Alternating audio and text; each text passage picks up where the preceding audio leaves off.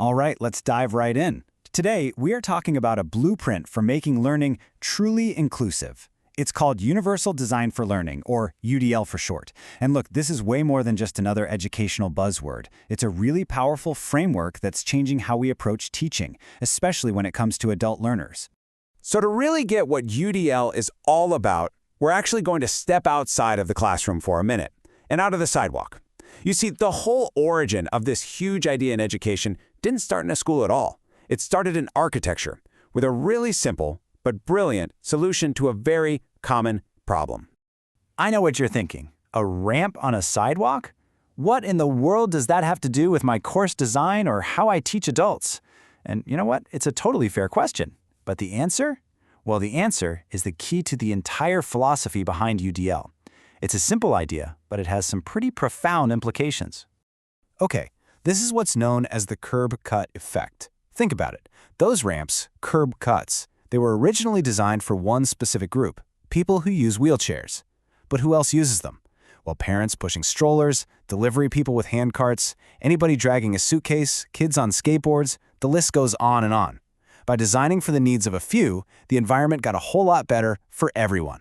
That exact idea is what we're about to apply to learning. For so long, education was built around this myth of the average student, and that one-size-fits-all model, well, it just ends up putting up walls for a ton of people without us even realizing it. Universal design completely flips that script. Instead of trying to add accommodations after the fact, the whole point is to design the learning experience to be flexible and open right from the very start for the biggest possible range of learners. It's proactive, not reactive. So, let's take that brilliant idea from architecture and bring it into our world. This is where we get universal design for learning. It's a blueprint for teaching that isn't just a good idea, it's actually grounded in what modern neuroscience tells us about how people really learn. So here's the more formal definition, the one you'll actually find in federal laws. Now, don't just skim it. A few words here are absolutely crucial. Scientifically valid, reduces barriers, and flexibility. This means UDL isn't just a guess. It's based on decades of solid brain research, and it gives us 3 core principles to build on. First up is engagement. This is all about the why of learning. It connects to the parts of our brain that handle emotions and motivation. So to really hook our learners, we need to give them options, choices that spark their interest, that challenge them just enough, and that help them stay focused and invested in their own learning. It all boils down to one question: how do we make our learners care? Next, we've got representation, which is the what of learning.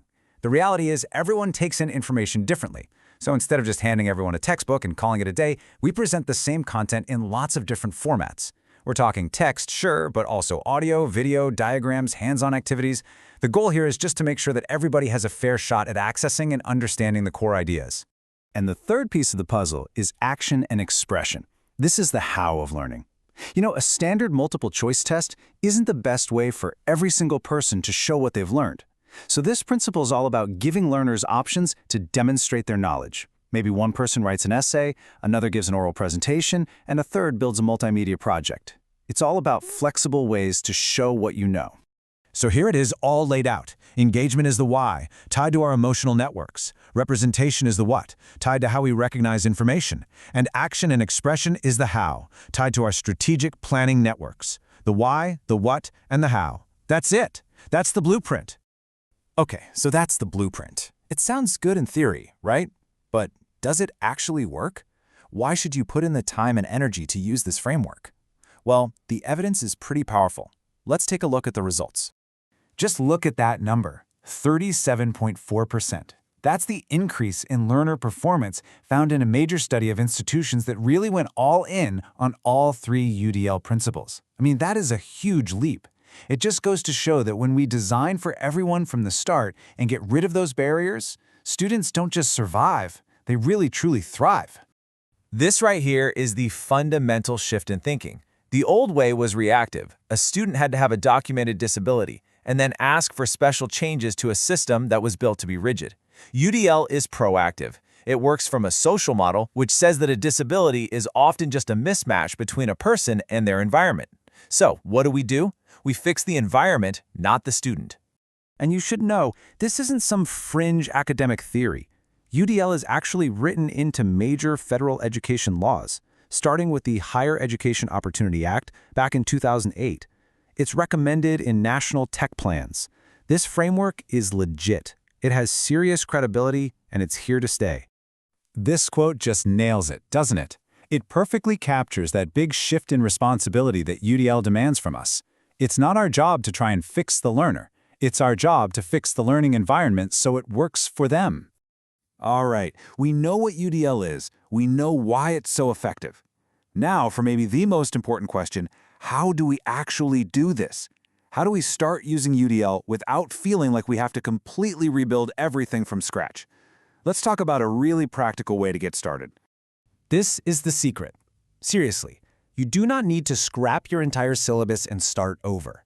The best way to begin was with something called the +1 approach.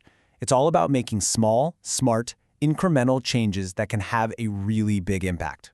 Here's how simple it is. First, just think about your course and find one spot where learners always seem to get stuck or confused. We call that a pinch point. Then, all you do is add one more option. Just one. One more way for them to understand the content, or one more way to get engaged with it, or one more way to show you what they've learned. That's it. Try it, see how it goes, and then adjust. It's a totally manageable process.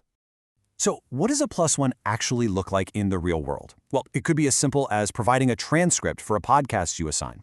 Or maybe you let your learners choose between taking a final exam or completing a final project. It could be offering a text-to-speech option for readings, using closed captions on your videos, or trying a collaborative role-playing exercise instead of just a lecture. Any of these counts as a +1 that takes down a potential barrier. As we start to wrap this up, I really want to bring us back to that core idea, that central philosophy. Because at its heart, UDL is about shifting our focus. It's about designing a better environment, not trying to change the learner. This metaphor is just perfect. What a powerful way to think about our role as educators. Our students aren't broken. If they're struggling to bloom, it's on us to look at the environment, to check the soil, the light, the water, and ask ourselves, what can I change to help them grow? Because ultimately, this is the real endgame. The point of all this isn't just to help students pass a class, it's to cultivate expert learners. People who know themselves, who understand how they learn best, who are motivated, resourceful, and ready to take charge of their own learning journey for the rest of their lives. That's the world that UDL opens up. So, I'll leave you with this one simple question.